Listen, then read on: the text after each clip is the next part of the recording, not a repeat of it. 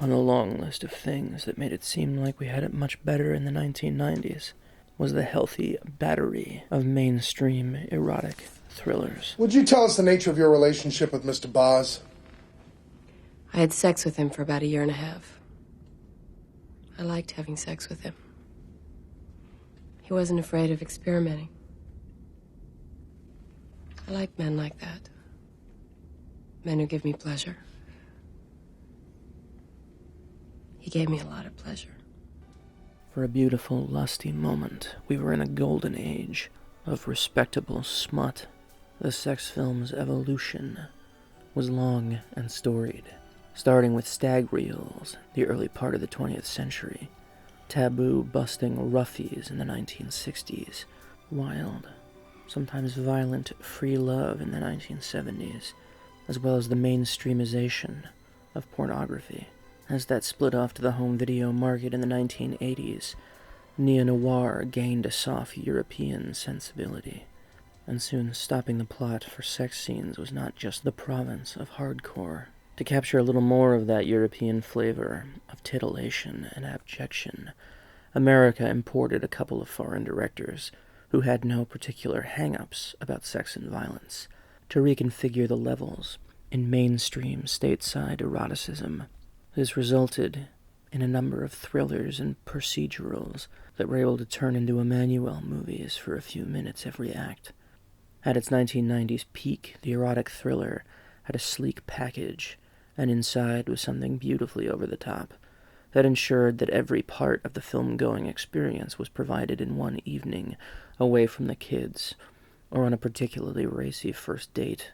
Wolfgang Petersen's Shattered was one such highbrow, lowbrow offering, a film that in many ways stands in for the shelf life of the American erotic thriller, if also a typically dreamy, seamy example of the form.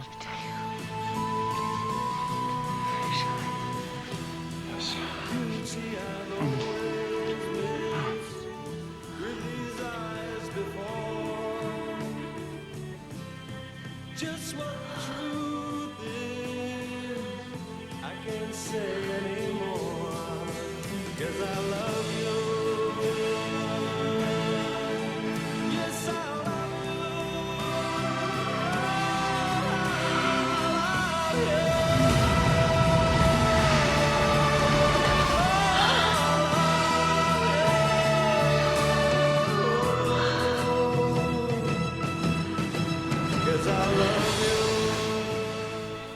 Petersen had made his name on searing drama about the failure of the German character post-World War II.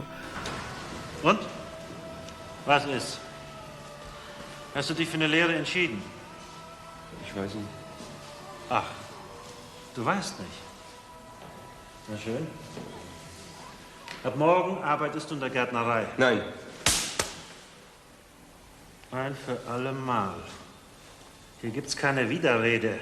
Before coming to the United States on the back of his bizarre and deathless fantasy film, The Never-Ending Story. By the end of his stay in the States, he had fallen on the sword of the blockbuster machinery, but before all that was Shattered, a movie antique of form, function, and a message. It breathes in erotic possibility, as if a rag were soaked in chloroform and pheromones and placed over the muzzle of the piece. Isn't it amazing?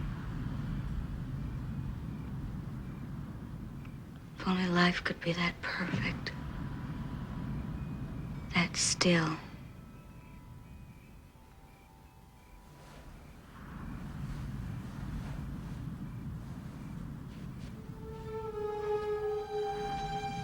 Oh, Dan. Danny. Oh, Jenny, no, don't. Don't do this. We were lovers, Dan.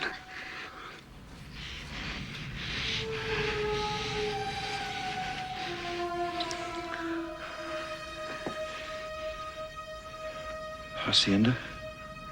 You remember?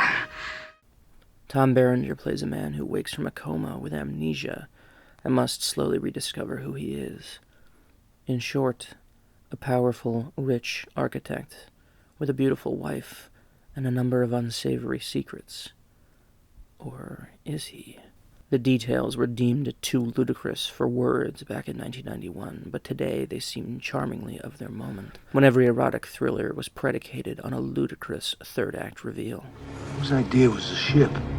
Dan had told her about it. She figured the chemicals would dissolve the body. Bad guess. It's formaldehyde. It's the best preservative known to man. The accident. We head for Mexico. Now. Tonight. Judith, what do you mean we? Well, of course we. We're in this together. We can't go loping off into the sunset. Now you listen to me. Shattered seems downright plausible considering some of what passed for a plot twist back then. Furthermore, all that matters much less than its delivery system, with unspeakably beautiful women and fabulously pockmarked men trading theories about the destruction of the South through industrial sabotage and carnal subterfuge. I did a little checking on that old shipwreck. Interesting. Seems you guys are gonna have quite a battle to get rid of it, huh? Yeah. So did you get any phone calls? Sure. I had a great morning. I reread all of Animal Farm. Did you ever read Animal Farm, Mr. Merrick? Yeah, sure. George Orwell. Mr. Orwell's simple tale of animals rising up against their human oppressors. Boy, would I sing to see that really happen.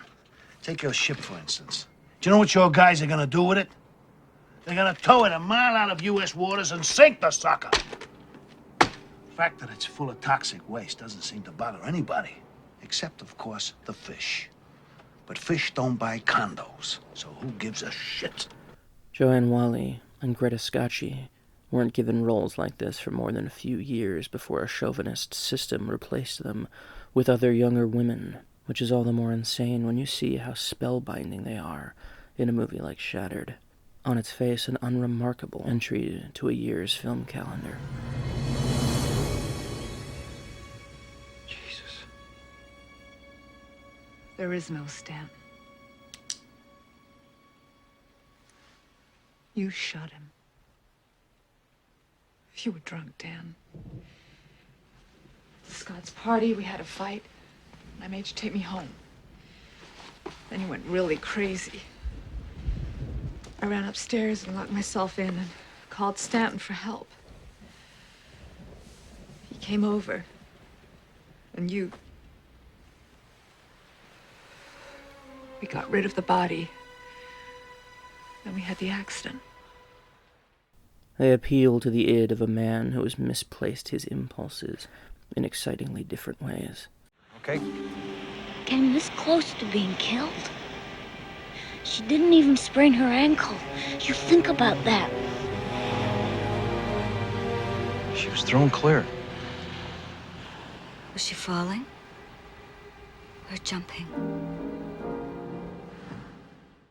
They must reacquaint this man with his old self through force of personality, and both are more than up to the task. But then so is reliable second fiddle Bob Hoskins.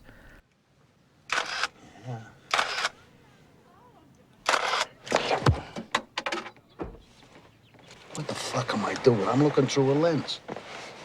And terrifically obnoxious Corbin Burnson. Copying my homework?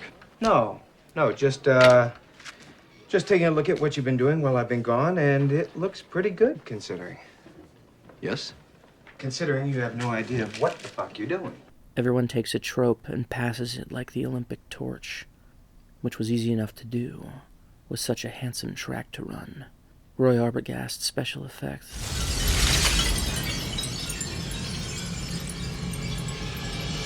Robert Stromberg's matte paintings, Laszlo Kovac's lighting, exemplars of lost arts, make the world around this tale of mistaken identity seem just as wonderfully false as our hero's memories of his life before the accident.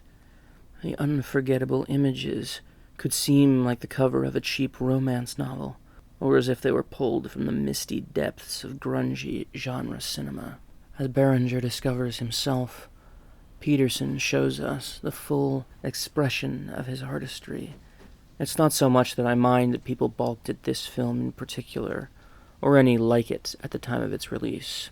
There was a version of an adult cinema that didn't rely on the dramatic equivalent of a Dali painting to close out a thriller, even if America was as starved of it as it is today. But the care that went into making this experience singular, to say nothing of singularly oniric and radiant with personality, extended from camera choreography to the placement of every desk lamp. If the erotic thriller was only one peninsula thrusting out of a long-ago cinema landscape, it was also a culture's self-reporting. Americans were too genteel to fully normalize pornography, and yet too agitated, too hot and bothered and needy and disturbed not to liberalize our genres, getting as close to the unnameable and unmentionable as it was possible to get at the movies. Once upon a time, you could walk into a movie theater and have no idea what kind of overheated spectacle was lying in wait. But you could count on it being made with a care that has since vanished from studio films. Shattered was just one more movie once upon a time. Today, it's a museum piece that's in danger of melting off the walls of the gallery, first at a steady drip, and then a deluge, until it sweeps you off your feet in a tide of cold salt water and red hot sweat. Jack.